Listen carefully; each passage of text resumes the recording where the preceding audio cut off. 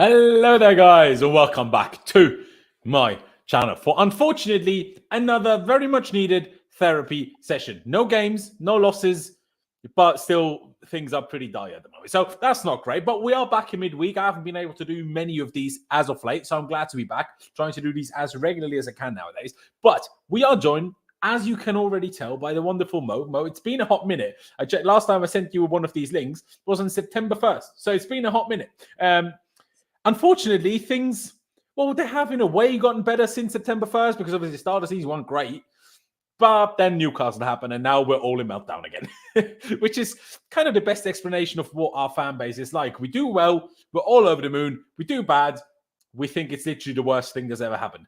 But my reaction to that is, or my response to that is, well, us fans are exactly as inconsistent as the team. So it kind of makes sense. First of all, thank you for joining me. Second of all, before we go into all of the topics that we have today, potential signings in January, Osimhen and others, why do we just make more signings? Pochettino undermining his own authority. Do the owners actually demand Champions League football this season? We'll talk about all of that. But before that, first of all, in hindsight, a little bit about the Newcastle game and in general, Mo, the situation, because like I touched on, there's some days and some weeks where as a fan base we'll be on a high because we've had a good result or good performance.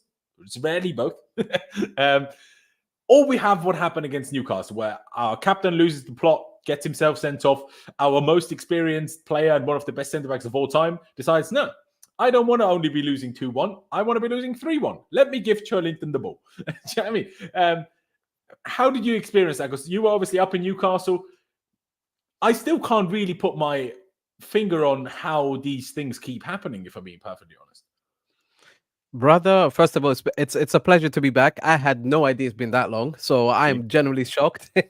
Personally, for me, I'd rather talk when things are positive, but you know what? It is what it is. I'm here to talk also when things are going, things are a bit, very tough for us to take as Chelsea fans. Yeah. And you're absolutely right. There's definitely a bit of a meltdown at the moment, but I think, considering obviously a lot of us Chelsea fans, we have grown up probably right now and seeing our club be so damn successful to the point that we are that team that everybody spoke so highly about. Just how do Chelsea do it? As much as people want to put it down to money, we just knew how to win. And now we're experiencing these issues that I think people didn't anticipate because of the money spent. And everybody was kind of looking forward to how these signings maybe will gel together and how, things are going to be positive now because we got rid of Graham Potter. All of these kinds of different stuff that people obviously put in their minds. We obviously had a clear out in the summer. All this stuff that people were being very positive about, including myself, by the way. I'm not a hypocrite. And I still feel the same way I did before. I kind of expected this season to be at a point really difficult. We were going to have difficult moments. But this is where, in my opinion, the moment of growth is the moment of... there's an opportunity for the team to grow together. And ideally, I don't want to be losing 4-1 to Newcastle United, not in the manner in which we did. I think if we played well and then lost 4-1 because, of unfortunate decisions going against us or whatever, you can be like, hey, man, sometimes it goes for you, sometimes it doesn't. But that was an absolutely awful performance. It was shambolic.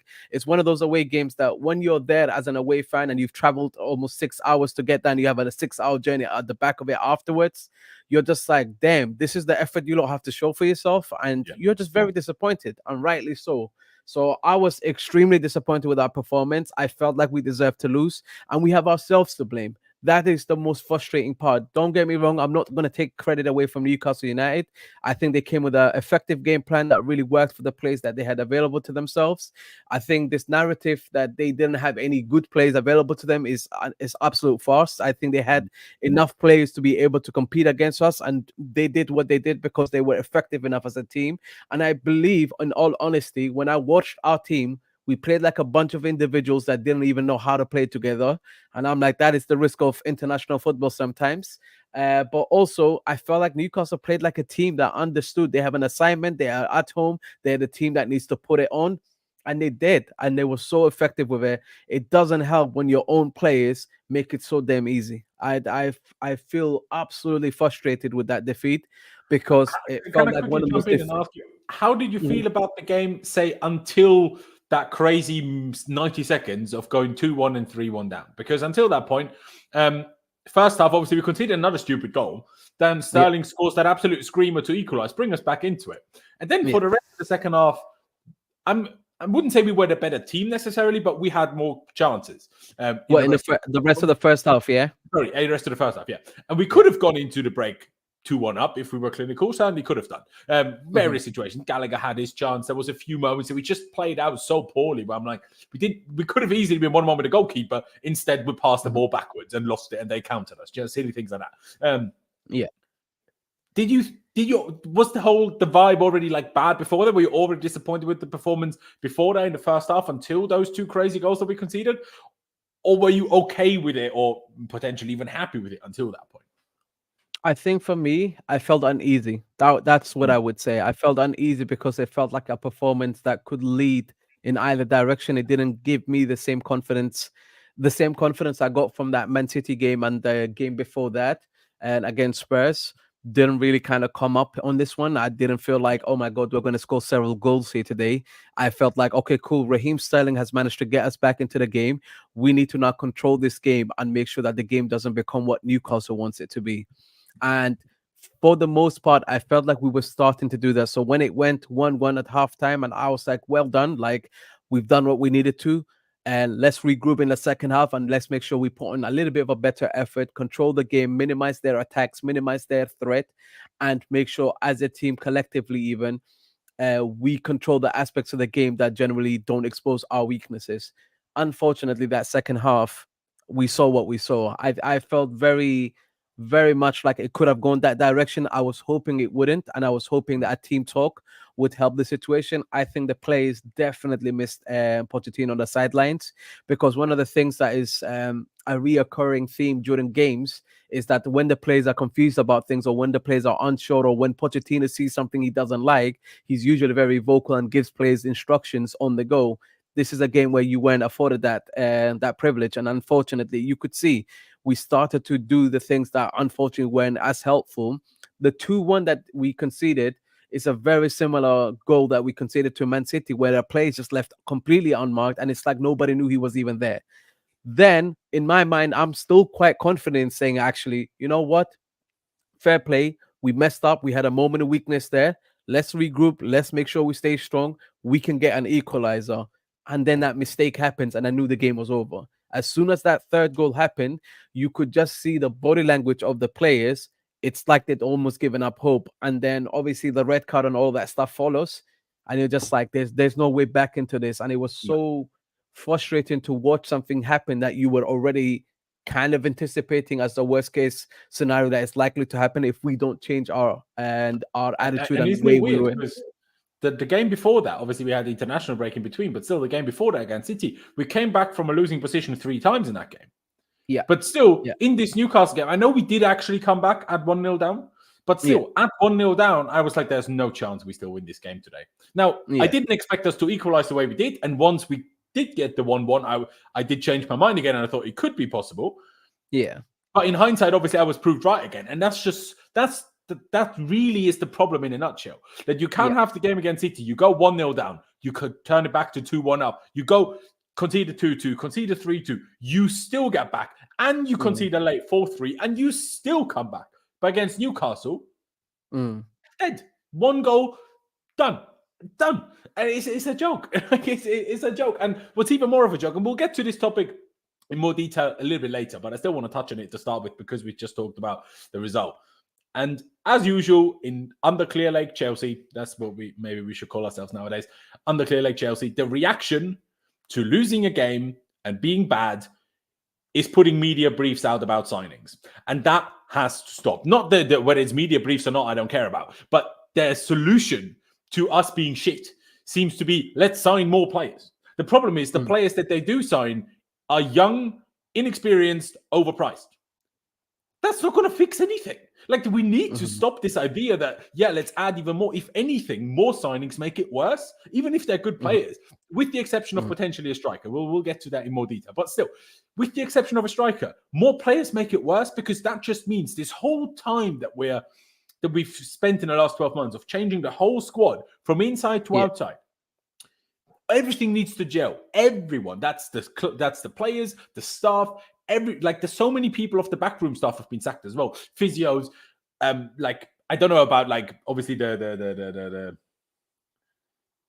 what you call the kit man? Kit man wasn't Yeah. changed, and the chefs probably weren't changed and stuff like that. I mean, maybe they were. I don't know. But still, so much has changed at the club. You need to let them gel, not add more and more and more, because all that does is extend that time it takes for people to gel and for us to become a real team. And it's a mess to me. And I don't understand why, first of all, why so many fans fall for it. I mean, no dig at you, Shashank. I'm going to call you. Sorry if that's not pronounced correctly. But that's the question as well. How many signings are needed to challenge for Champions League?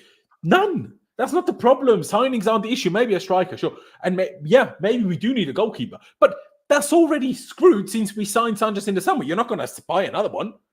Yeah, like people talk about, maybe we need a left back. Mate, we couldn't get rid of Cucurella last summer. You're not going to get rid of Ben Chilwell, who's spent the last 3 years straight injured. And Ian Maatsen, we already have 3 flipping left backs. And people are talking about we need a left back. I mean, we do in terms of quality potentially.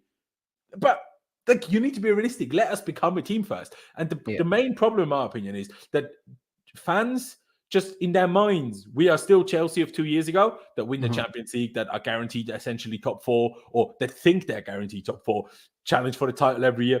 But that's not us. And once you are far away from that, you don't just fix that by signing players. Like, sure, when you have your odd bad season, like under Jose, and then obviously Garcidic and stuff, sure, that was a bad season. Conte second season, bad season. Compared to now, mate, looks like a season of dreams. That Conte second season when we finished 5th and won the FA Cup, mate. At the time, we thought it was the worst thing that's ever happened. That shows you our perspective. We had no idea what was coming, man. Exactly that.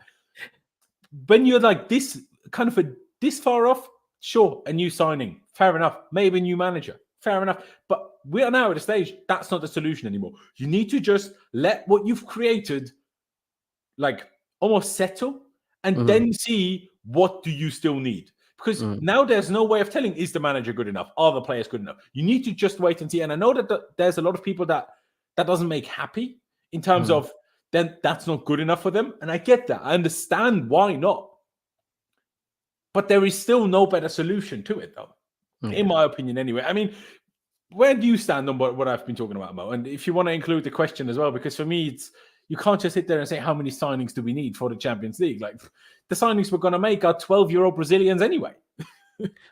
The thing is, and I think it's a good question. Don't get me wrong. I think it's the wrong time to ask this question.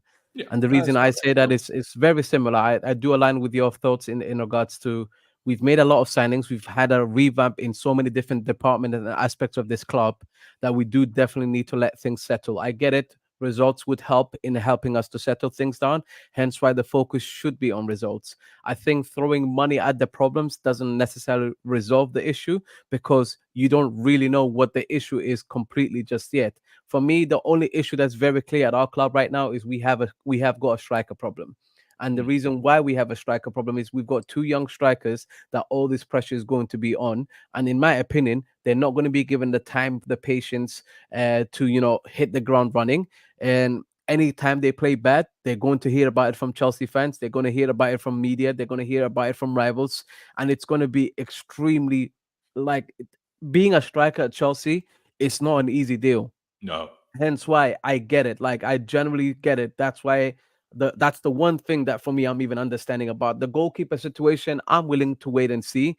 I don't think Sanchez is the best goalkeeper in the world, but I also don't think he's the worst keeper in the world. I think he's an okay keeper to have at least as a stopgap. Hence why I don't want to worry about that position. My worry is about getting the chemistry of this team and the balance of this team right. Because one thing that is for sure is, as much as we're seeing a striker problem exist, we also have a problem with leaking goals. And it's not just down to the goalkeeper, it's down to the collective. We are allowing chances to be scored against us that, generally speaking, teams are not even having to work hard to get these chances. We're gifting it to them. That is an issue. To add to that, by the way, I know you're not saying that either, but it's also not just the defense. It's literally, I know you said it's literally a collective. You start with, I'm sure you've seen them. The clips of how Sterling just refused to essentially do anything that wasn't with the ball at his feet last game is a joke. And literally that created half of Newcastle's chances. Kieran Trippier broke a Premier League record with the amount of crosses, by the way. Like, think about that. And we just let him cross and cross and cross and cross. Him and Trent and Reece, probably the best crosses in the league outside of obviously the De Bruyne and stuff, right? Yeah. And you let him cross 12 times, and then you're So surprised that easily. you concede goals. So easily. It's I think there's certain things. One thing that pleased me, as much as people will not want to hear this, after a defeat, what I don't want to hear, especially when it's a defeat like that, is a manager try to excuse the performance we saw on that pitch. Pochettino, credit where his credit is due. He said that was our worst performance. He's actually angry about it. I said, I am glad you're calling it as it is, because these players need to understand that that's unacceptable. There is no way to hide that. I think part of it is everybody was telling me Cucurella had one of his worst games. He's this, he's that, and blah, blah, blah, and all of this stuff. I watched Raheem Sterling probably try the least I've seen him try this season. It was so disgusting. Off the ball, he barely tried. He was barely pressing. He was barely coming back. And I'm like, what are you going to do waiting up there at the top when we can't freaking do what we need to from the back?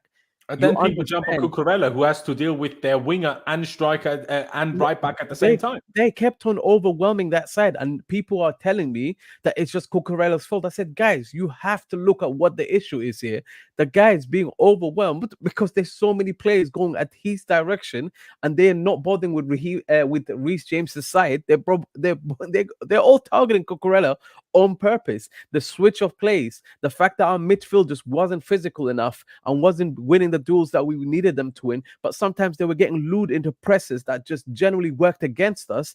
There were so many aspects of this game that you can pick out where you can say we played as a bunch of individuals and lost to the better team that played as a collective, had a game plan and executed it to a T. Unfortunately, in this case, that's why I don't like talking about signings. It's very evident this is not about signings. You can put a freaking Tony or Osimhen or whoever you want in there.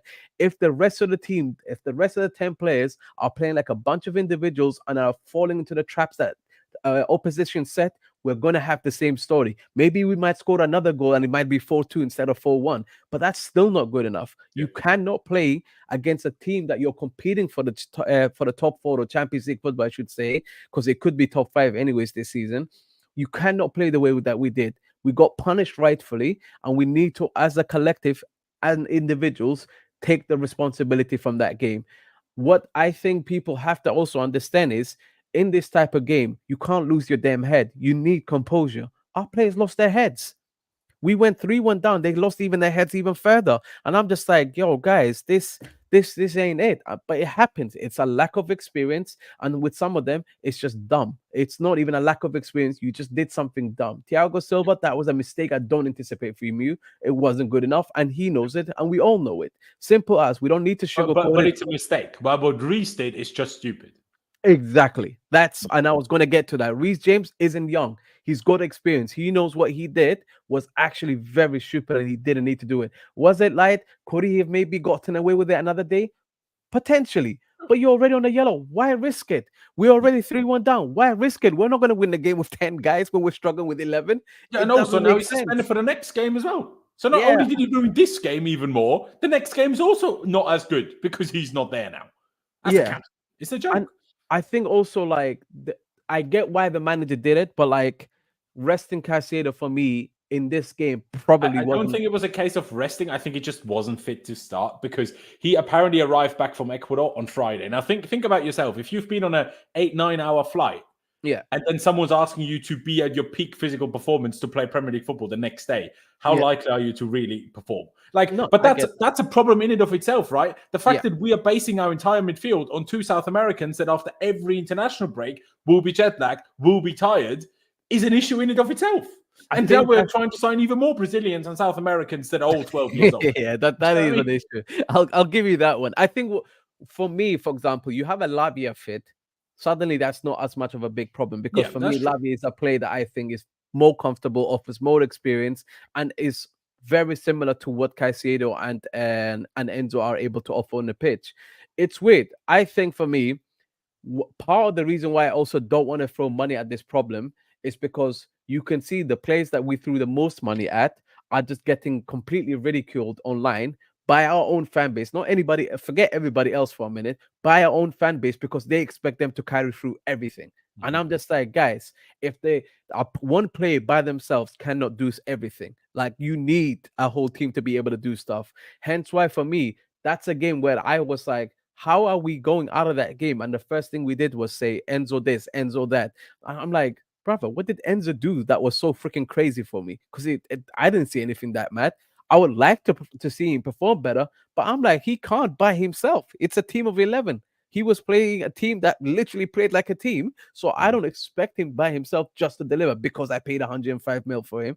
That's not how football works. And I think those are conversations that need to be had about how we actually are objectively being criticizing, how we objectively criticizing our own plays. Because when you have the right expectations that make sense, I'm all for it. Give them the right critique at the right time with the right mindset and right intention. But if you're just blaming them because they just cost that much money, I just think it's absolutely ridiculous. Like, what sort of conversations are we having? It literally is. I want to highlight this comment here by Vic. Back to when I was talking about you don't fix it by signing players.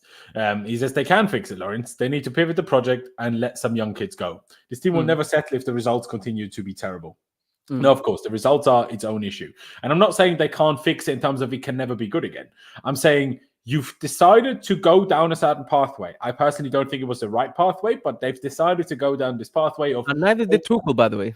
Neither did Tuchel. This is what Tuchel disagreed with. He said, I want some established players in my team too. That's what Tuchel wanted. Do we know if, because in the first summer we didn't buy young players? We didn't, but that was part of the issue. The owners did it reluctantly, in my opinion, because you can see how big of a pivot it was after Tuchel left. The pivot was basically then, bam, we're going to go young, we're going to do long term, we're going to do this. I think that's down to the fact that they just completely saw things different. I think a marriage of the two ideas would have probably worked really well. And Tuchel was probably the most experienced manager and the most adaptable manager to be able to do this stuff. This is what happens. I mean, I think they had more issues on maybe potentially even personal levels. I just think the way they work. On top of that too, I get that, but I do think those things do stem from that as well. Tuchel did want experience. Someone said he got Aubameyang. I agree. I think that was horrible from Tuchel. I'm not going to hate that. No wonder they're not. Let's go after experience if the one you want is flipping Aubameyang. But just to go back to the comment, like I said, I'm not saying it can't ever be good. I'm not sure how soon it will be good and how bad of a place we will be before it gets good. But I just think you need to let the young kids prosper. I get your point of it will never settle if the results continue to be terrible, but more signings, as proven this summer, don't necessarily make better results. And the players that we bought aren't bad players. They are talented players. So with time, results, unless things keep going really badly wrong, should eventually get better. How soon that will be and what better really means is a different question. But I don't think it's as simple as buy more and then it will be okay. Let some young kids go, absolutely. But the problem is instead they'll sign more rather than letting any go. But we've spoken a lot about this Newcastle game now, so I do want to touch on this first. Yeah. Pochettino has demonstrated anger in an interview after yesterday, suggesting that a normal way to react to such a poor result would be to cancel the scheduled Sunday off and to train. But it was just an empty threat, and Chelsea players had their day off as planned. Actually, ladies and gentlemen, they had 2 days off. They had Sunday and Monday off. And what I will say is that there's been this happened early last season, maybe, or did it happen under Potter when like they had a day off or whatever? There was, I remember last season or 2 years ago, there was also a whole debate of should players get days off? Should they instead have to train after bad results? Stuff like that, right? I know we just had an international break, but we don't play European football this season. So the whole, we need rest does not apply to us. Not this season. It does not apply to us. We're not in Europe. We don't need rest. We get rest every week. And the problem isn't even for me so much that he let them have the day off. The problem for me is that you first publicly said that you would cancel it and then didn't cancel it. That's a joke. You are literally ruining your own and undermining your own authority over the team. Like, I've never heard anything more stupid. And I understand that he's emotionally invested in the game as well. And he was angry and frustrated. And that probably came out of him, even though he didn't actually want to cancel the day off or whatever. But, well, as much as the players, as much as Reece James simply has to keep his emotions under control and not get himself sent off. That same way, Pochettino has to keep his emotions under control and not say in a press conference he's going to cancel a day off when he then isn't going to take a day off, isn't going to cancel that day off. Because you cannot, in my opinion, undermine your own authority like that. Like when I see the report, I'll bring up another screen right now. Mm-hmm. I'm not sure how this becomes knowledge to anyone, but sure. 15 minutes after full time, Chelsea's unused sub, Alex Matos, stood on the touchline and asked a member of staff, are the others coming out? Where are they? He was told they were in the dressing room.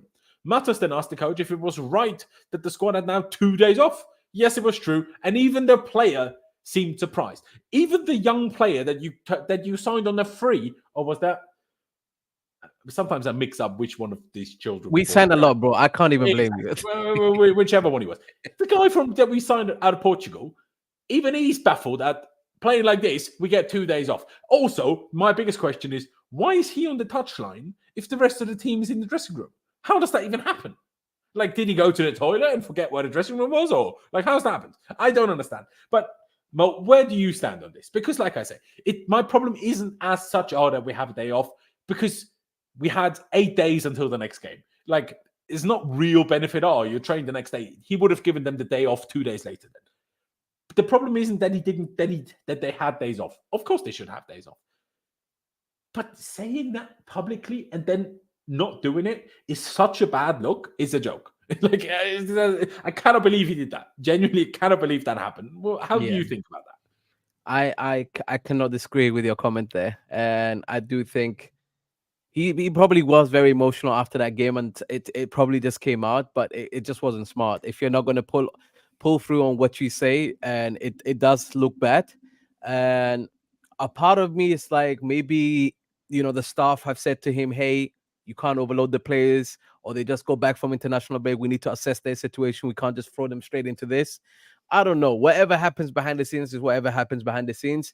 Him as a manager, he needs to learn from this moment. If you're not going to pull through on something like this, don't say it publicly. You're going to get eaten alive, especially because results are bad. And our fan base loves a meltdown. They're going to hear it like what? They have 1 day off? What? They have 2 days off?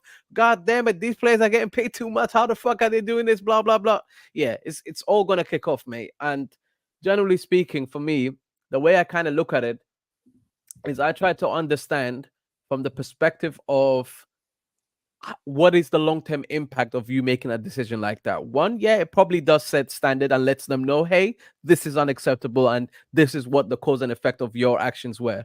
However, if then, for example, we have injuries from it, what the hell happens? Because then suddenly we're like, well, we're back to square one. We've now got a new injury on a key player, or maybe one or two players are now over. The one thing I'll jump in on, you can make them come in to Cobham the next day without necessarily making them do a tough training session.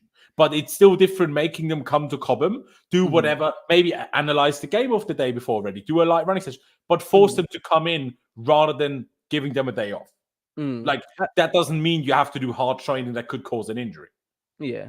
I think I agree. Like, I don't think it would have probably caused them like, I'm just trying to think of as objective as I could about different aspects as to maybe why that decision was made. Maybe it was never supposed to be like that. I don't know. But one thing is for sure for me, at this moment in time, I think it's very important that the manager chooses his words very carefully, because I do think that will be the thing that allows him to be able to set the standards correct with the players. I do think that it is absolutely right for him to state how frustrated he was by that performance, because then the Chelsea fans understand that the manager is not trying to sugarcoat this or find this to be an acceptable thing. I think he just went too far left with the situation and ended up then saying something like, we're not gonna have a day off. Now, 2 days off, I think, sounds way worse for that reason, because we were saying a day not off. Now suddenly 2 days off came out of nowhere. Whatever the case, I do think the players and the coaches and literally everybody in that club, they really need to understand how to communicate more effectively, and they need to understand. Do you think Poch has, in a way, undermined his own authority here? Or is that more of publicly, but in the club, nothing? That hasn't really done anything. I think in the club, they probably will have those conversations they need to have from that game. Hence why I don't think it ruins anything with the squad and just within the club. I think from a public perspective, people are not going to take his words as serious now because suddenly he backed down when he said something. So it is what it is. You take an L from a reputation perspective in that sense, but if you gain the respect and the understanding from your squad that then enables them to perform better going forward, then you've still won at the end of the day, because that's what we need to see. We need to see a reaction from these players. They've got Brighton next, they've got United coming after that, and there's a good set of fixtures over the Christmas period. But these are points where it's not negotiable now. You need to go pick these points up. You need to go get those 3 points. And it starts with not being your own worst enemy. And it starts with not playing as individuals, but playing as a collective. And it starts with understanding that, hey, I cannot make stupid ass decisions out here. That's the main thing for me. We cannot make stupid decisions. I'm so tired of stupid decisions costing us games because we made those mistakes, not because the opposition like suddenly played so well and bam, they start. I'm even looking at some of our fixtures. I was saying this to you before we even went live. We've played 13 games, man. 13 games. We've managed to keep 3 clean sheets. That is not good enough. Simple as it is not good enough. You carry that shit on, it is not good enough. Not only do we have a scoring problem, but now we can't defend. And by the way, we also failed to win 9 of those games. And we failed to win 9 of 13 games. Like, yes, it's only 5 losses, but it's 4 wins, 4 draws, 5 losses. Yeah, like it's mental. It's not good, bro. It's not good. And then there is some people that have that criticize you or have a go at you when you criticize something. I'm like, sorry. As much as I am also one of these people, we need to some extent accept where we are and build from there. Yeah, I cannot sit here and just be happy at us not winning 9 of 13 games like that. Yeah. Obviously, in the league, we had a couple of cup games where we did okay, but still, it's a joke. Just quickly, by the way, it's true, Vic. Alex Matos came from Norwich, actually, or Norwich Academy. We signed so many random players. You don't remember. I can't even blame you, bro, at that. I generally had no idea where he was signed from. Yeah, no, exactly. I think we signed him on a free from the Norwich Academy. Make of that what you will. The fact that he's on the bench tells you enough, really, if I'm being perfectly honest. But let's get over this. We discussed Poch now at plenty about this.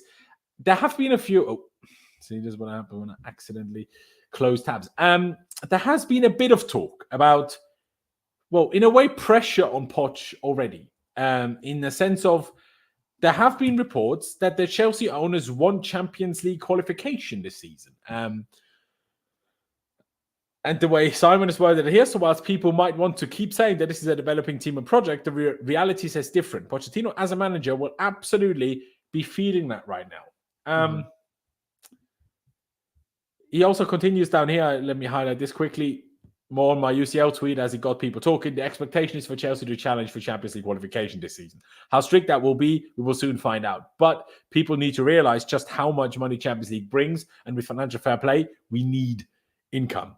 And this is where my next issues have started. Because this ownership, signing only children, only inexperienced players who are overpriced and can be good, but for the majority of them aren't that good yet, for them to then expect Champions League qualification would be a joke. I say would be because personally, I don't think that's quite how it is. I mean, here Simon also words it, is expected to challenge for Champions League qualification. That's not the same as securing Champions League qualification. I think it's a situation, if we come 5th, and 5th doesn't make Champions League, or 6th, maybe even 7th, if the gap isn't too crazy, I don't think we're going to sack Poch over this. But if we're going to come 10th again, do you people really think we're just going to accept that? So it's kind of like a double-edged sword, because on the one hand, I'm like, well, are you ridiculous? You can't give a manager this team, rip everything apart in 12 months and then say, get me top 4 now. The other people aren't sleeping either, but they didn't rip everything apart in the space of 12 months. So like, you know, this is the part they just think, okay, we have young, good, talented players. That means we should now win. The problem is the other teams were already better than us and didn't go back to square one. They just continued building. So how do you catch them? So it would be ridiculous. But it would equally be as ridiculous people saying that even if we come 10th, you can't change the manager. I'm like, well, yes, you fucking can, because by that logic, we shouldn't have ever changed Potter either, right? Like, what makes Pochettino? He's a fucking Spurs legend. Do you know what I mean? Like, if I'd be more willing to have patience with Potter than I have with Pochettino, I can't even lie, purely for the Spurs past, right? But where do you stand on the whole Champions League qualification situation? Now, I have it on fairly good authority, like I say, that it's not going to be a make Champions League or bust. That's not going to how it's going to be. But like Simon says here, how strict they will be, only time will tell. But I am sure that they will want to see an upturn in results. So when do you stand on this situation? Like I say, Champions League qualification, but also pressure on the manager. Like, does there come a point where he gets sacked in the season, at the end of the season? Like, what do you even do? Because my problem is you're not going to get anyone better now, in my opinion, if you sack him now. But if it's really bad, then you can't just not sack him. So this is another situation that these owners have put us in, but we're kind of like, don't really have a way out of a tricky situation. And those are the worrying bits for me. Like, we backed ourselves into a few corners that if we don't fight our way out of it, there's no way out of those corners. I personally, for me, I came into this season wanting to see Champions League football for next season. And we all wanted that. I think having expectations before the season kicks off because you're Chelsea Football Club and that's what you would like to see your team do is one thing. But then sometimes you're faced with reality of what you see your team is going through. And it's very evident for me that Champions League football right now, as things stand, is a tough ask of our team. And then the reason I say that is we're not consistent enough, and there are teams that are being far more consistent than us, that are aiming, that are willing and can put points on the board for themselves. Whereas we seem to be 1 week where we're gonna compete with Man City to the level that we did, to the point that people were talking after that game saying we deserve to win. And honestly, based on our performance, you could see where people had the right to say that. But then you have a performance like what we just saw against Newcastle, and I can't say to you that team even deserve Champions League, let alone doesn't even deserve Europa League as far as I'm concerned when you play like that. It's absolutely shambolic. So from that perspective alone, for me, I get it. We need money. Deserve Conference League, but as a punishment. Yeah, and I think for me, at the end of the day, I get it. We spent a lot of money. There's a lot of risk involved with us not making Champions League football. But at the end of the day, nobody said that you should have spent this money all at once and put all this immense pressure on the managers and the kids that you've signed. That is on you. As a board, as owners, you fucked up, and that's something that you're going to have to understand. Blaming it simply just on the manager, for me, tells me that you're not learning your mistakes and you need to stop doing what you're doing. Because for me, that's one of the things that I was also against when it came to Roman as well. We would basically paper over the cracks. We would give a squad that would pretty much, compete but isn't consistent and isn't thinking long term, and we would say to each manager, go achieve this, and if they didn't, their job was always on the line and they were the ones that were paying the price. I hated it then. I don't like it now either. When Potter was getting fired, one of the things I said is they have now set a precedent. You fired a manager that you gave 5-year contract to within 7 months. You have at gone least they only gave Potter a 2-year contract, I guess. Exactly. So for me, the 2 years don't hurt. I guess from a financial perspective, it will if we don't actually achieve the targets that we need to achieve. However, what we need at this club more than ever is stability. What we need at this club more than ever is to show that there's a change in this club in terms of ownership and how we do things. After what you just did, where one season you went through 4 different managers, the last thing you need is to be talking about firing another manager because they can't achieve what you set them out, that you gave them a squad that isn't necessarily experienced enough to get points on the board like that. Let's be honest. The teams that are above us, if you look at the teams that they are, I guess we're 10th. There's some teams that I wouldn't necessarily say to you, they have a better squad than us. But what I will say is the teams that are above us, on most part, I would say at least 90 to 95% of them are teams that actually have a stable squad. We can't say the same. We've done a whole massive revamp. That is on us. People love to disrespect Villa right now, for example, right? Yeah. Villa have a better team than we do. People need to understand things like that. Yeah. Because I'm not necessarily saying that they have a more talented team than we do, but they have, as of today, a better team than we do. And people need to accept those things. And the same goes for Newcastle, by the way. Ollie was saying in the post-match stream that we did that we should be beating teams like Newcastle. I'm like, I disagree. I don't think we have a squad at the moment where I can go to Newcastle away and say we should be winning. I don't think we have that. Yeah.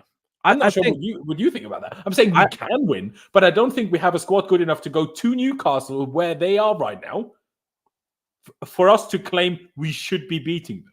I think people say that because we're Chelsea Football Club, not Exactly, because but they not because generally look at our squad what our team and is. say, "Hey, based on merit, we should be winning." I think that the players that we signed, I think there's some talented players there. There's players whose when their potential is unlocked, they can definitely do damage. However, we still need to gel them together. We still need to find the right balance. We still need to find a way to be able to get results, whether that's us playing ugly or us playing attractive football. Regardless, it needs to come together. The fact of the matter is, we're 13 games in, and people seem so shocked, despite the injuries that we've had, despite the unfortunate decisions we've had against us in some of these other games as well. People seem so shocked that we're in the position that we're in. Why are you shocked? If anything, look at this for what it is. Imagine if right now we did what Tottenham did and we went on a 10-game unbeaten streak.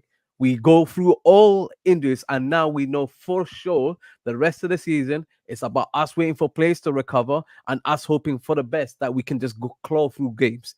Because generally speaking, I'd rather not have that story.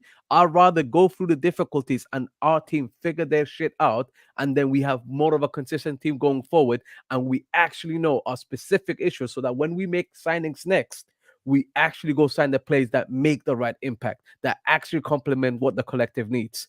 Right now, for me, we should not be talking about a manager being fired. In my opinion, Poch has been given 2 years. I think 2 years is fair.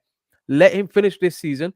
If it's disastrous, like so disastrous that there's no other way but to look at a different manager, discuss that at the end of the season. Why are we discussing this at game week 13? It makes no sense. Yeah, no, I agree.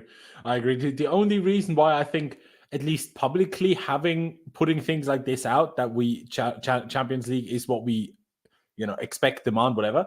The only reason why I see a logic to that is because you don't want the team to fall into a space where they're like a bit like last season, when there comes a point where you're not going to make top four anymore, and then you just not down tools, but because what you have set out to achieve is now impossible to achieve, then everything just completely derails and downward spirals, because we cannot afford that to happen again. Like, we need to at least minimum come like 6th or 7th, even if we don't make like the top four, which is coming less likely by the game. People say, oh, City. Well, even against City, we dropped 2 points. I know it's against City, but if we drop points against Nottingham Forest, well, then you need to make them up somewhere.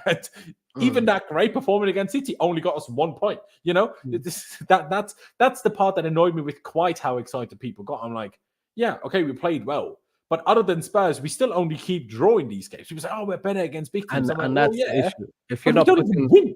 We only draw. Like, exactly. Try drawing 38 times, and then you're still banking on luck that you're not relegated. like drawing ain't good enough. Absolutely is not good enough. No. But yeah, just to clarify, I don't think Poch is actually under any real pressure now. I think if the season goes really badly, there could be something at the end, but I think it's too soon to talk about that. But what is true is that, according to reports, we are looking at making signings. And I mean, to me, and I tweeted this as well, lose a game, put out a media brief about new signings, rinse and repeat. Because that's what we did last year. That's what we did earlier this year. We did it especially in August when the season had started and the transfer window was still open. And now Matt Law has come out and says the Telegraph understands that Chelsea are looking at making 2 or 3 first-team signings in the January transfer window to boost head coach Mauricio Pochettino's squad. Now, it was also said that if we make 2 or 3, see, that's what I'm saying, for class. If it will also depend on outgoings, or rather, if we make 2 or 3 signings, we will probably have 2 or 3 outgoings. Yeah. And Fabrizio painted it more as 2 than 3, with that probably being striker and centre-back. But still, I still think they're completely wrong.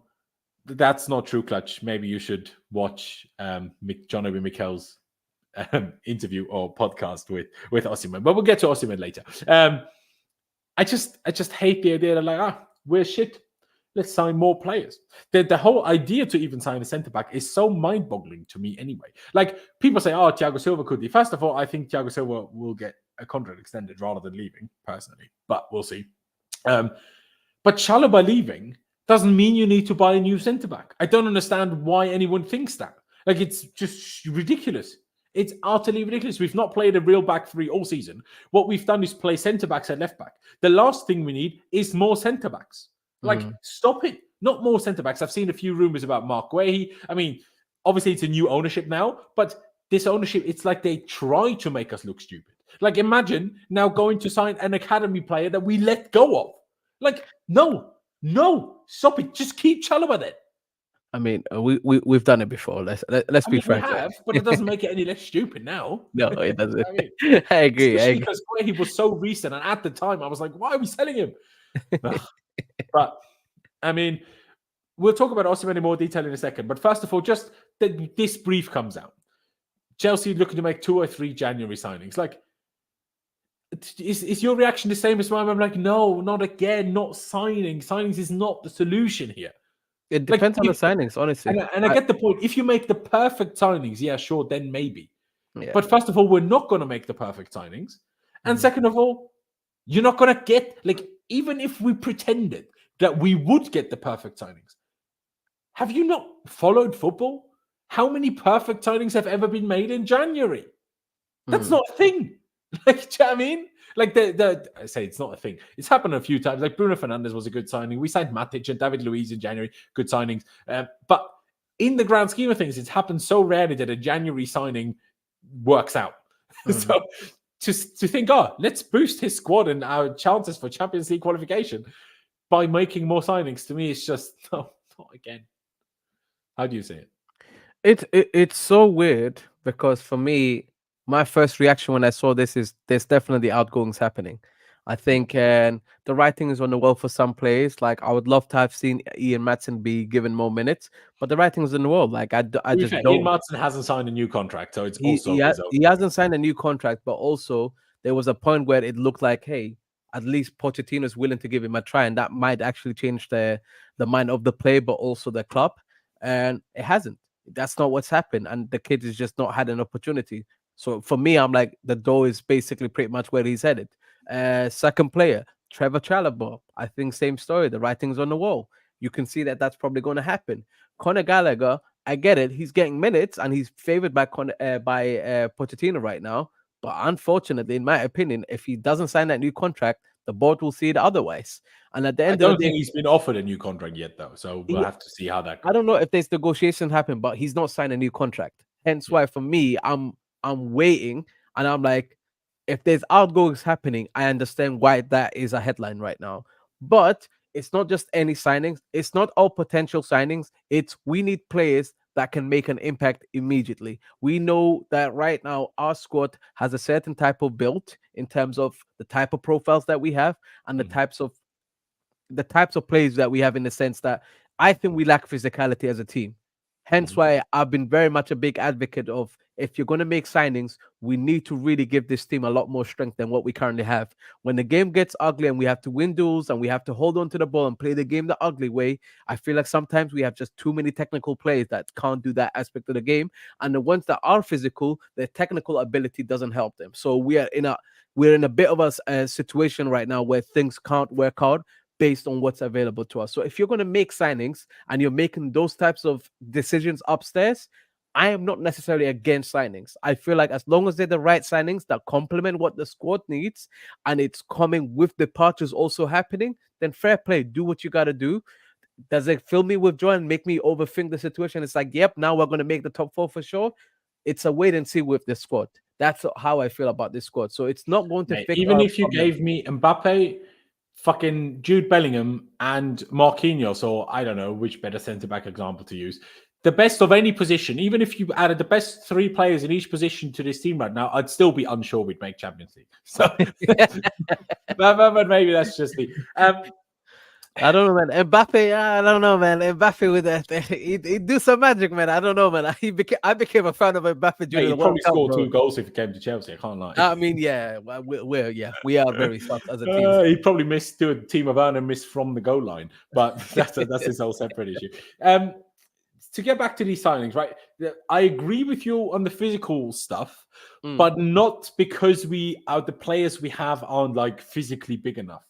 I think this is unfortunately another topic where experience is the main reason. Because I think the main reason why these players don't handle it physically is because they haven't had that many games at senior level. And like Ugochukwu, for example, is frame-wise a big guy. Now, he might be quite slender, but he's a big guy. But he's someone that technically, for me, doesn't fill me with the greatest of confidence. Yeah, hence why maybe. that's what But I look purely at from a him and I'm physical like, perspective. physicality's there. I give him a thumbs up. But then Yeah, I'm but looking at his what I'm trying to technical say, ability, though, I'm Mo, like, is that he's 19, right? yeah. And he's only until very recently he's played like youth football, not senior football. And you only learn how to deal with other people that are 25, 30, 35, that have played senior football for years. You only learn to deal with them as you experience it. And that's why I literally have to hold my head in my hands when I hear people say experience isn't as big of a thing as people make it out. No, experience is even bigger of a thing as people make it out. No. Our squad needs experience. There's no doubt about it. I And don't when think we there's even say an argument. experience, that doesn't mean we want another Aubameyang. That's not what we're saying. No, It doesn't. No. no. No, You just need a mix of, and I'm not even saying sign someone that's 30, but someone that's 28, someone that's played a few years at a good level, not a fucking Brighton. Do you know what I mean? Like Sanchez, I'm like, shocker. He makes a mistake in a game against Arsenal. Well, yeah, because his biggest game in his career until this point, well, I think he played the cup final against Man United, actually. So, okay, there was that. But otherwise, it's been fucking the derby against Palace. Yeah. The M whatever that fucking motorway is between London and Brighton. That's Sanchez's biggest game. No wonder he gets a bit flustered again when Chelsea play Arsenal, right? So this is why we need experience. But 2 or 3 signings in January, it's just no. If they're the right signing, if they add experience to the team, are you against it?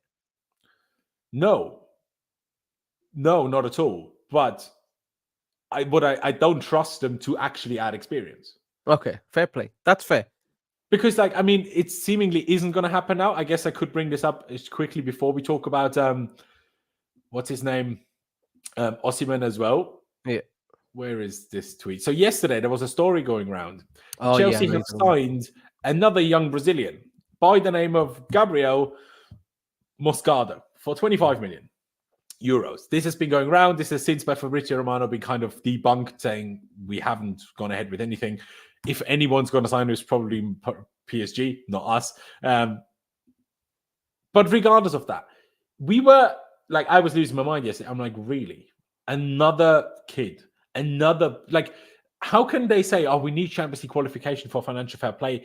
And you know how many millions we've spent on players that will probably never play for the first team?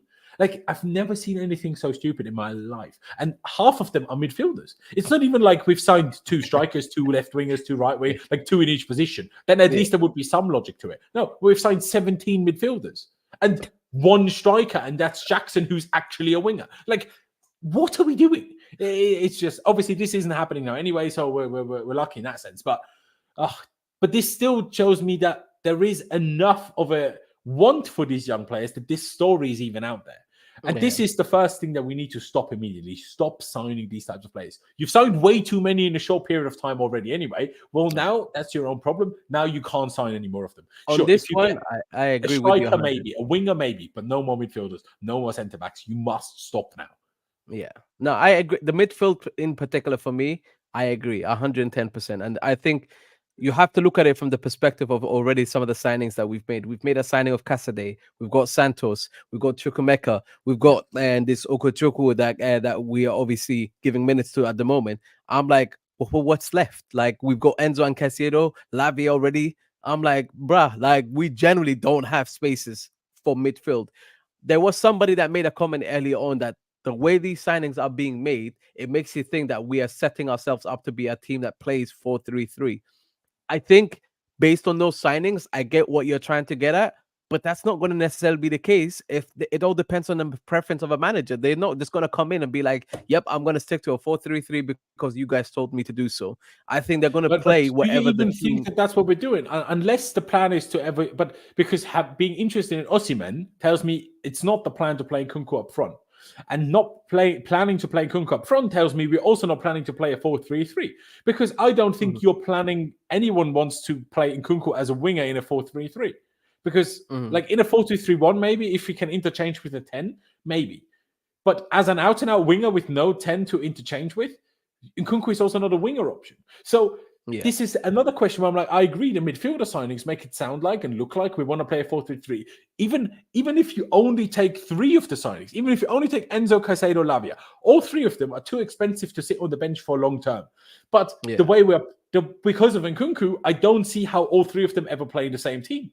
So we're not even talking Santos, Casadei, Ugochukwu. We're not even talking about those yet, and it already doesn't make sense. I think wrong. it seems like what we're doing is we're just deciding to sign as many of these players so that I guess we can sell them on for more money in the future, and whether that's sending them through these loans or whatever the case might be. How do they improve without football?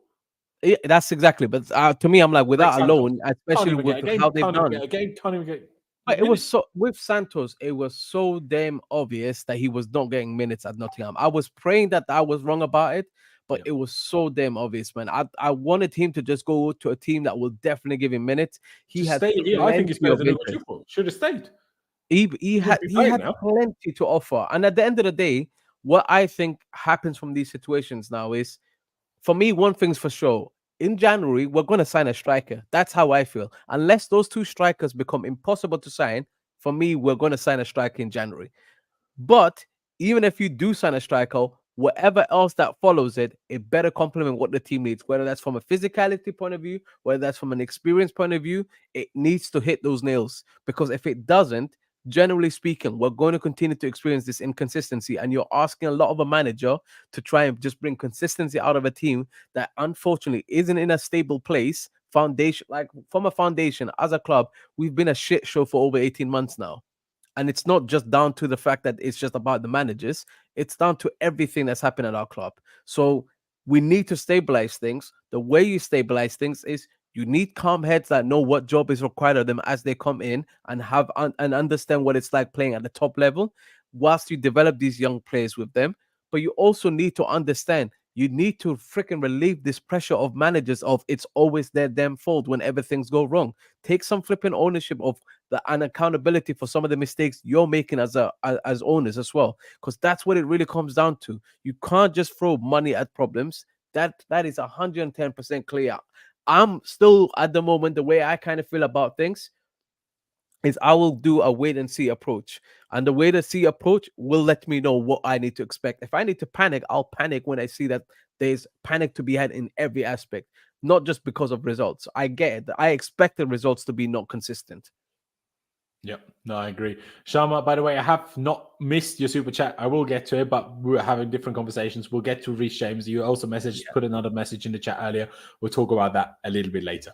Let's talk about Osimhen, shall we? Because a few days ago, or 2 days ago, the Telegraph, through Mike McGrath, so I'm personally not sure quite how reliable he necessarily is, but anyway, the Telegraph exclusive is that Chelsea will make Victor Osimhen their top target in January, with the forward said to be open to a move to Chelsea. Chelsea have a link with Osimhen through Koulibaly, who left the club in the summer for Al Hilal in Saudi Arabia, but has friends at the club. He's close to Osimhen. I'm not sure at which club. Do they mean at the club? Does that mean Chelsea or Napoli? I'm not sure.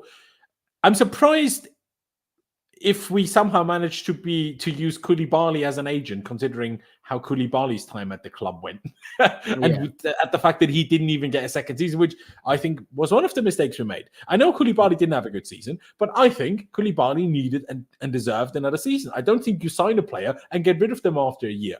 And if you do that, that means you made a bad signing, not that the player was good enough. Because you thinking that a player that's played his whole career essentially in one league moves to a different, more difficult league and just slots right in, no problem, regardless of age, that is your mistake for thinking that. And that applies to fans as well, by the way. Now, I think we all thought he would be better than he was, but I think it's a bit like with Cucurella. Assume people at some point decided he's shit, and even when he played well, but they were like, "No, he's awful. He needs to be dropped. He needs to be sacked. He needs to be sold. He needs to be this. He needs to be that." I think we'd be better off right now if we still had Koulibaly. But hey, what do I know? Victor Osimhen. We've discussed Osimhen, we've discussed Tony a fair few times in this channel already, and I still haven't really come any further in terms of a conclusion than I've been at before. But I just don't know what the best move is. There's pros to Osimhen, there's pros to Tony, but there is cons to both of them as well. The cons to Osimhen is that he's from this area. You never know how they're going to translate that to the Premier League. He's failed in the Bundesliga many years ago, but still, he's kind of failed in the Bundesliga. He was good in Liga, sure, but you know, how much does that mean? He's been great at Napoli, but does he play the type we want? Because his biggest attributes are, okay, in the air, that would be a super useful asset for us to have, but otherwise, he's kind of best at transition.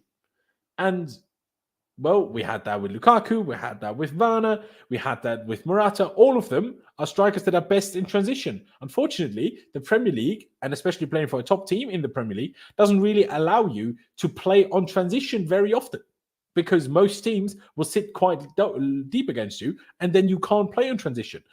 But the problem I have for Tony are, well, first of all, how fit is he really going to be? Because we don't know how he handled himself during his ban. We don't know. He's only going to be available, I think, at the very end of January. Is he going to be fit to play then immediately? Or would it be an Alexandre Pato situation that we sign in January and makes his debut in April? Because that wouldn't be any useful. And also, the thing that people like to forget for Tony, I'm like, okay, he's Premier League experience, that's true.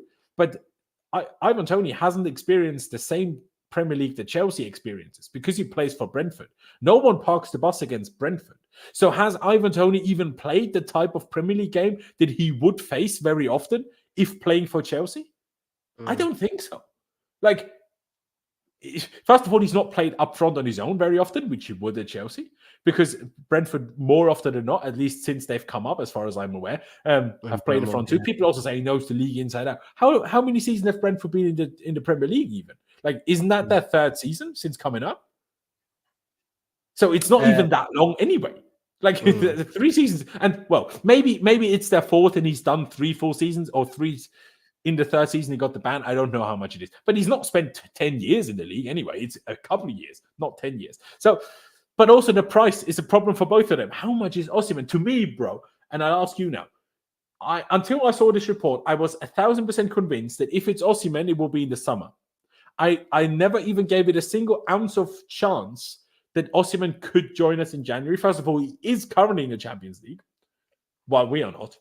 And also, why would he want to make a decision of joining us before knowing whether we could be in any European competition again or not? I guess we somehow sold Enzo to join us. I'm sure if we asked Enzo in the summer, knowing that we're not in the Champions League, he might not have said yes either. So I understand why you try in January, but oh boy, is Osimhen going to be expensive. And if that flops, we're just going to be in even more trouble financially. But at the same time, other than Osimhen and Toney, who is there? So get me either one of them, and I just have to sit here and hope it works, because I don't think anyone can say for sure either one of them will work for certain.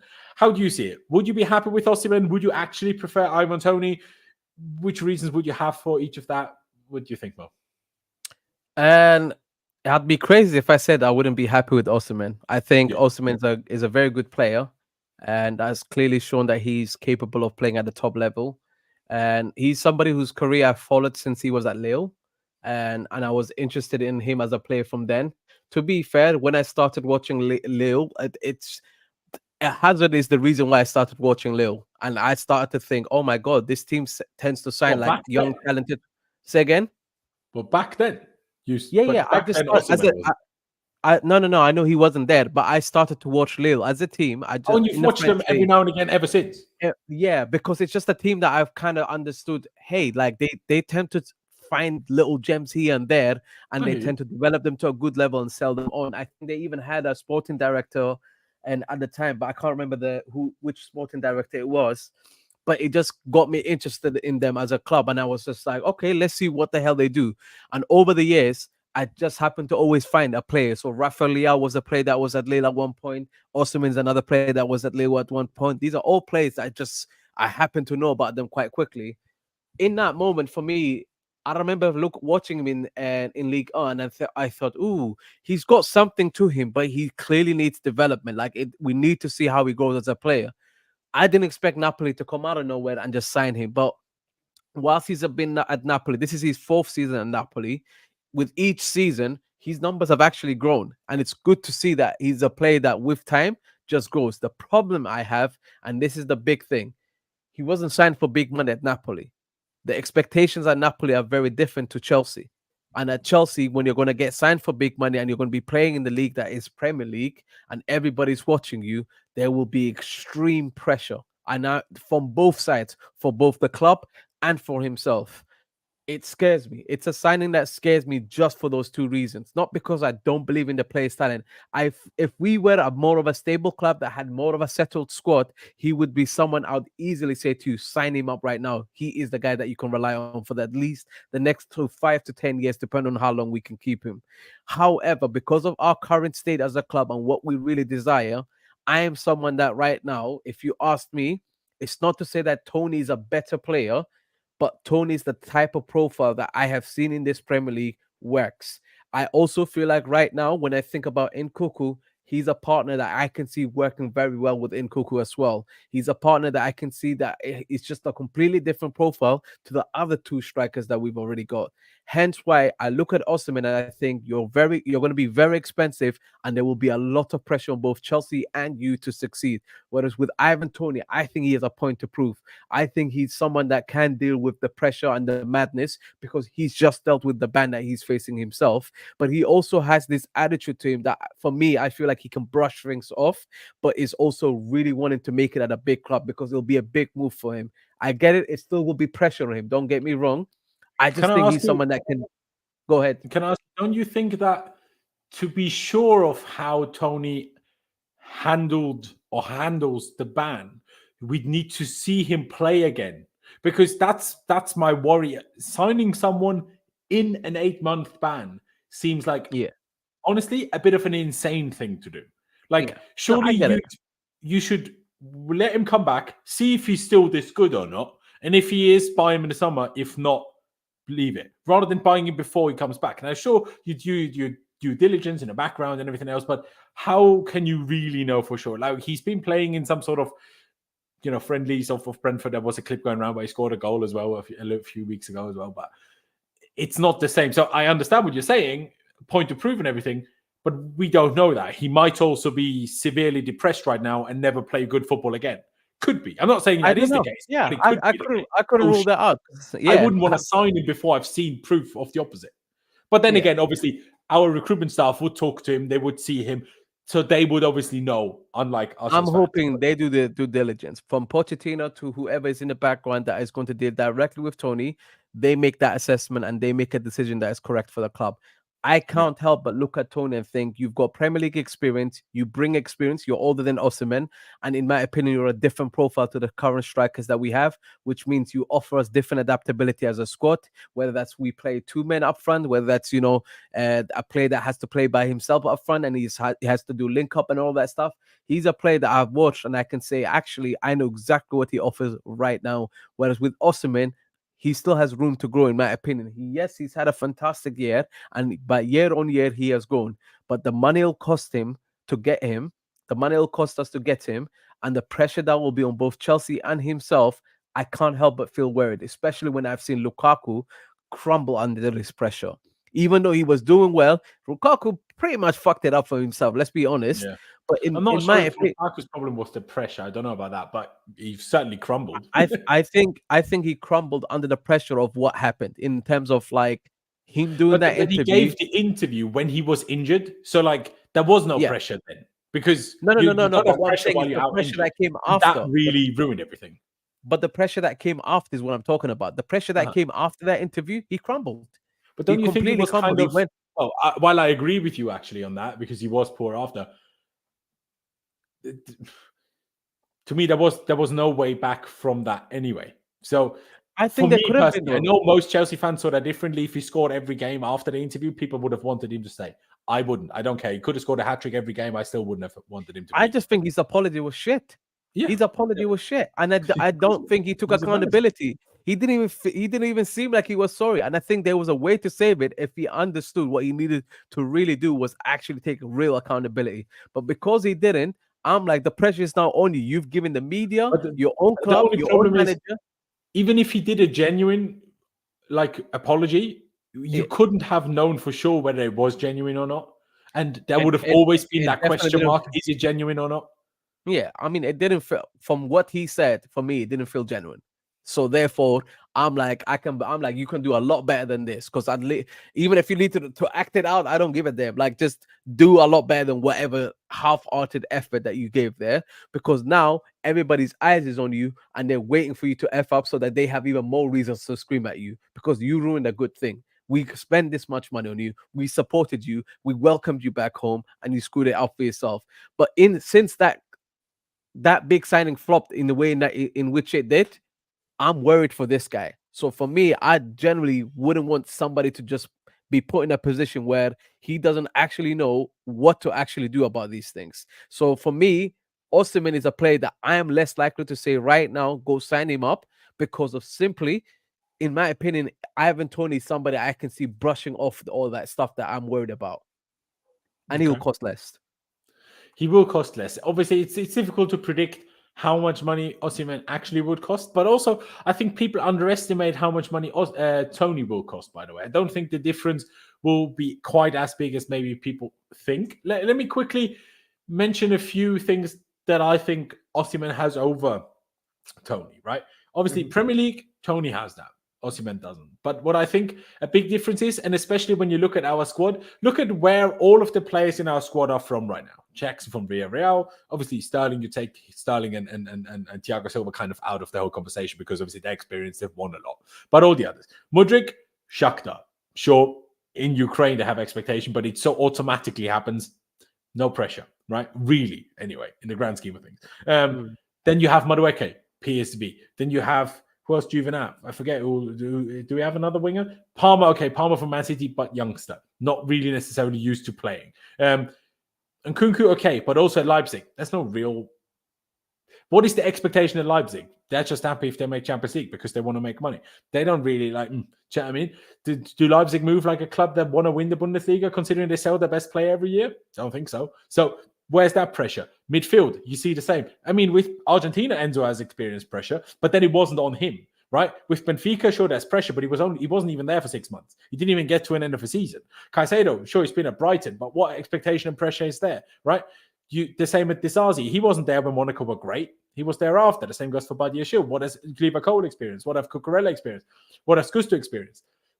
Osimhen has experience being at a club where the demands are crazy high. Because if you've seen the videos of how players at Napoli, when they fail, how they get treated, how they get lauded when they succeed. Look at Jorginho. Jorginho had it tough at Chelsea, but he never crumbled. Yeah. And I'm not saying that it's a guarantee purely because you come from Napoli. That means you can handle it. That might just be a Jorginho personality thing rather than a Napoli thing. But it's, and also what happened recently with Osimhen, the whole what Napoli posted online and how he almost defended himself against that, but still came out looking quite strong because he's still playing, he's still scoring goals. It's not really let him affect his performances or results. I think Osimhen seems like the type of guy that is quite able to handle the pressure in that sense because of what he's experienced. And like I say, Napoli is a very high level, high pressure environment that obviously they finally won it with him last season.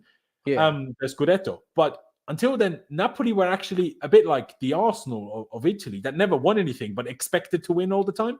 Mm-hmm. So that was a very difficult place to be. And he was the guy he was the first one. No, Higuain could do it. No, bloody, I don't know, Edison Cavani could do it. None of them could do it. No, Mertens couldn't do it. Insigne couldn't do it. None of them could drag them out of just about coming second. Mm-hmm. Him and Quaradonna did. Mm-hmm. Well, obviously, with the manager and the rest of the team, it's never an individual effort. Yeah. So I think that tells me that Osimhen does thrive under pressure. I will say that. And also, he's experienced pressure of a big club and what that's like when you're expected to win every game and you're Yeah. expected to score every game. And Mm. Tony hasn't had that. I know he's experienced the league, but because of who all the other players are in our team, I think being experienced at playing at a club that expects to win every game, I think that is the big pro for him, in my opinion, that he has over Tony, because I think that's what our club lacks. Players that are used to being expected to win every game and being Yeah. expected to perform every game, because none of the others have experienced that.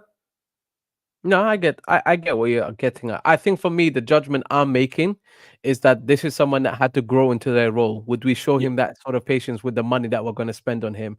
I don't doubt for 1 second that Napoli is a bigger club than Brentford. I think from that perspective, there's no conversation to be had. Napoli is a bigger pressure club, 110%. I think What probably I'm Napoli under 10s are a bigger club than Brentford. But one thing I will say though, for me, I'm basing it based on the character, and maybe it's naive of me to say it right now, but I feel like the character that I have seen from Tony, in terms of just how I guess he seems unfazed by the way people talk about him on all the stuff that's happening to him. I'm betting that maybe Can I that ask you what makes you think that? Because we don't know how Tony just handled getting the ban, for example. Like, we don't know that. he's always had controversy surrounding him, bro. Even in the Really? lower leagues, he's always had controvery surrounding Maybe him. I But just don't again, know about those. not to this extent where obviously the betting's kind of on the whole suspension, but as a character, bro, he's the amount of times he's cussed out Brentford, where he said like F Brentford, or like I don't care about Brentford whilst he's with women, or like in some sort of holiday or whatever, and like his fan base are like literally tearing him apart. But because he comes in unfazed, goes to game day, literally scores goals, he's like, I don't give a damn. Like, I still do my job. Whatever I say is whatever I say. I didn't even see him apologize, bro. That's the thing with him. It's that from the character that I'm analyzing, at the end of the day, I don't know the guy personally. I could be completely and utterly wrong on this. But from what I'm analyzing so far, I think for me, the character that I'm seeing from Tony makes me believe that he could probably handle playing for us. The Premier League experience and his age for me is also another thing that I'm not trying to take away. Other than that, bro, I still do think that when I look at Osimhen, who would be crazy to say no to Osimhen? I see a player that has improved year on year, has played in the Champions League, has played for a club like Napoli. I just know he's going to cost a lot of money, and with that means what Enzo and flipping Casiero are getting right now, bro. And Serie A tax on top of that. Yeah, bro, it's long.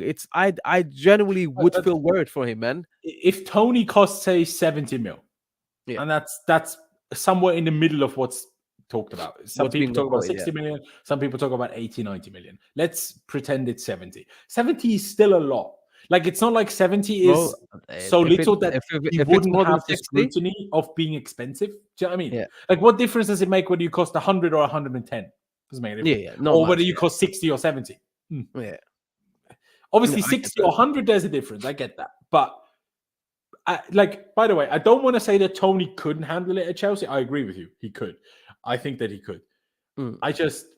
Vic puts it here, man, is about to beat Salah to the African Player of the Year award. He's number 8 on the Ballon d'Or list, and we're comparing him to Tony.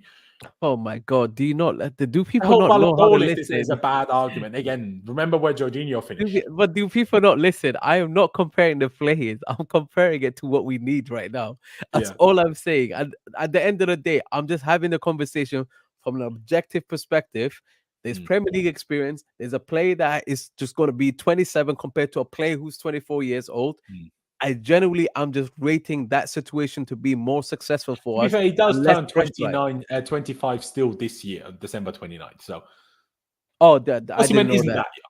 Yeah, I didn't know that. But at the end of the day, at the end of the day, for me, that's the only thing I'm saying. I'm not saying that Osimhen is less of a player than Tony. I'm not saying that, bro. But what I will say, however, is if Osimhen costs more than 60 mil, walk away. Go get me Osimhen. I mean, not Osimhen, sorry, Tony. If Tony costs more than 60 mil, then walk away, bro. Go get me Osimhen. I don't give a damn. That's too much money that I'm paying for a player that's going to play more than likely just for 3 years at best. And then I have to go look for the next thing or hope that Jackson and Broja are at the level they need to be in order to just take over. But what I will say, however, is if he's over 60 mil, walk away, man. Go get me Osimhen. But pay the extra money. Let him deal with the pressure. What if Osimhen is 150, though?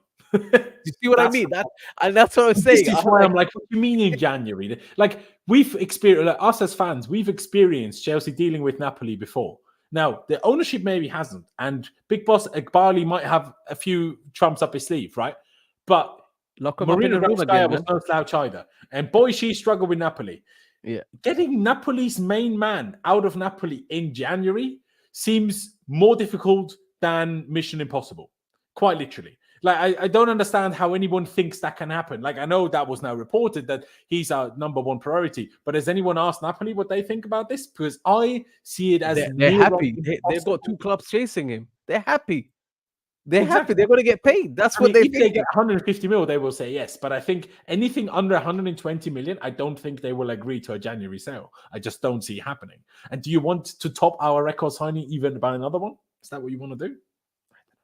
So that's the problem. They all have their pros and they all have their cons. None of them are perfect. Napoli, Osimhen is still best on transition, which we never do. Now, he's great in the air, and that's what I would love most about getting Osimhen. He's so good in the air. The way he leaps, he's almost like Ronaldo, where he like stands in the air at like ridiculous height. He has so much power in his head. He's not. To be fair, that would suit Reece James very well as well. That's what I'm saying. Like also Ben Chilwell, when finally fit, the crosses.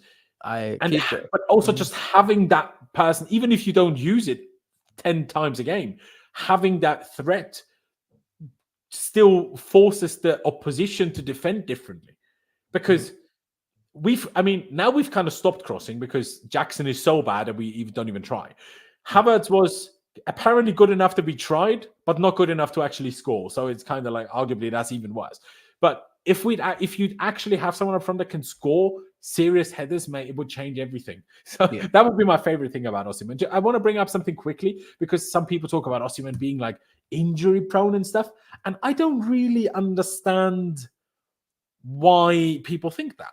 If recency bias in it, whatever has happened recently, he's had this hamstring injury now. That was a fairly significant one. Fair enough.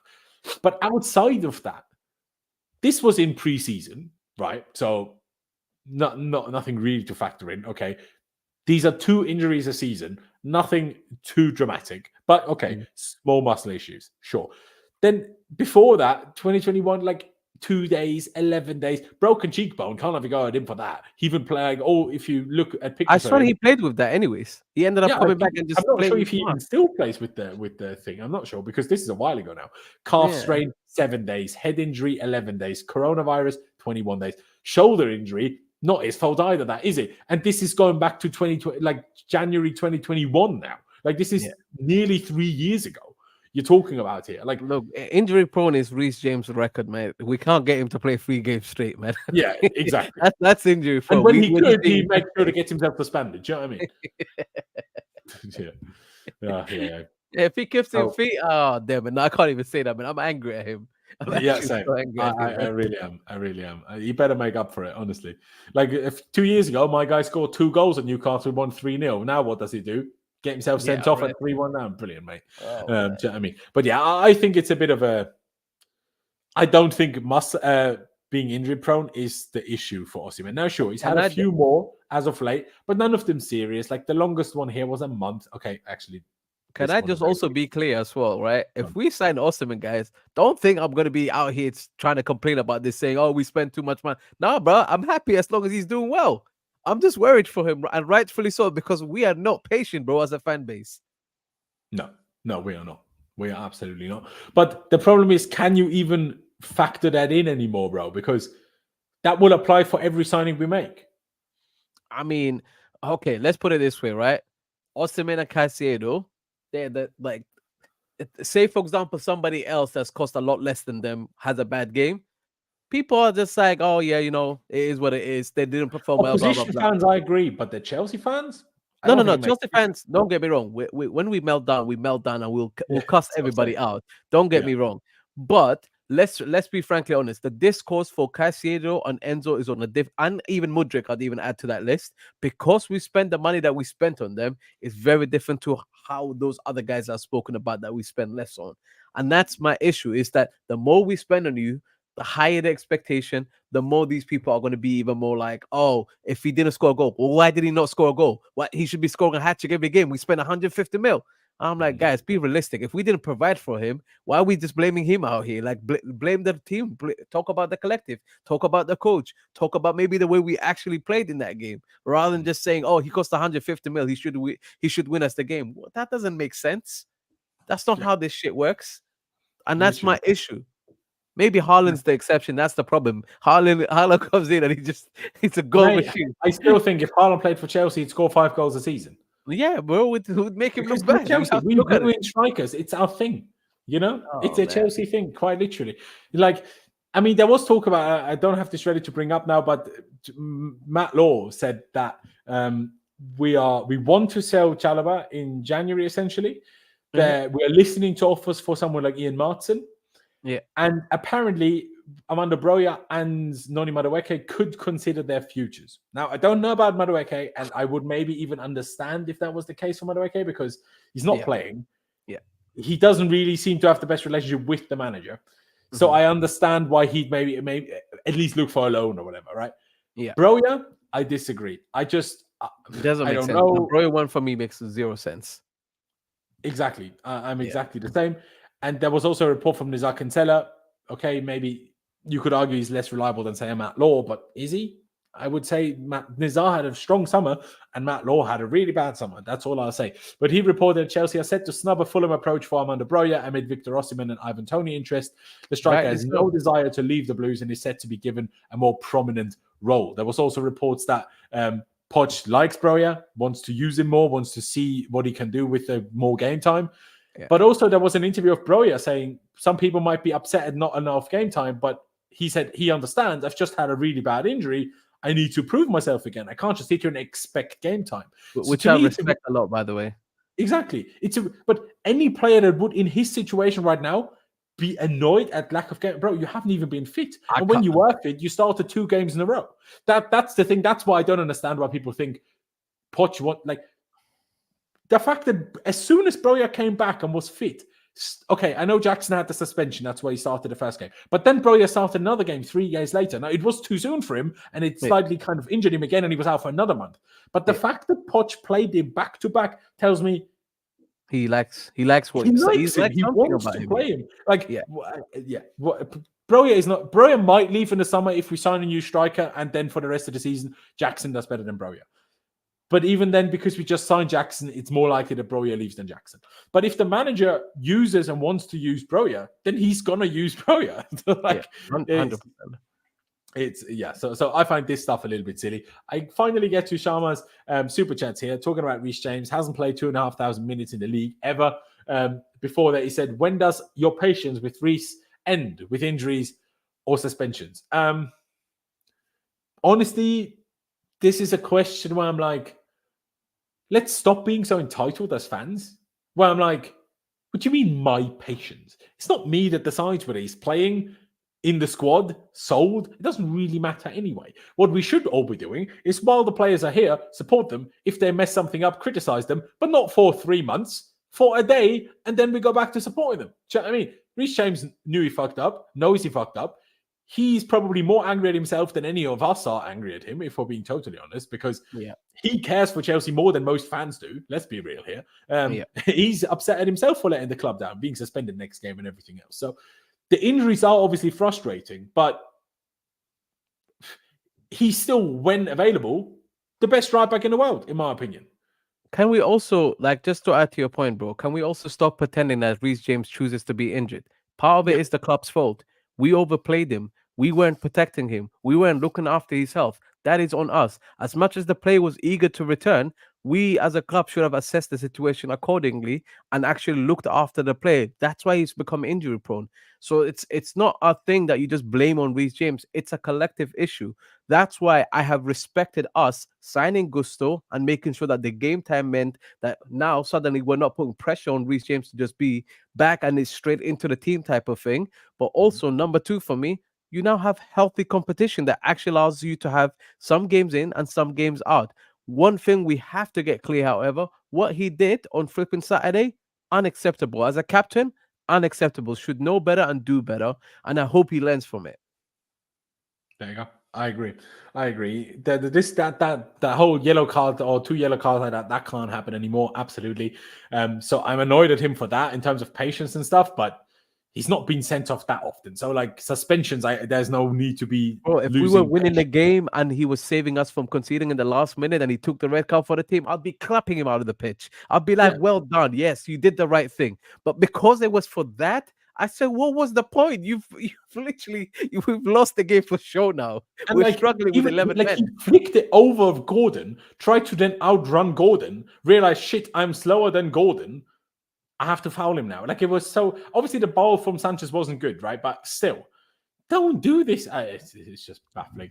Vic has continued here on Osimhen quickly. He says it can happen due to recent issue with Osimhen and his agent, obviously with the whole Napoli social media stuff. That is true. And obviously, De Laurentiis said also in an interview that he essentially doesn't like African players because they always go to the AFCON and that loses out.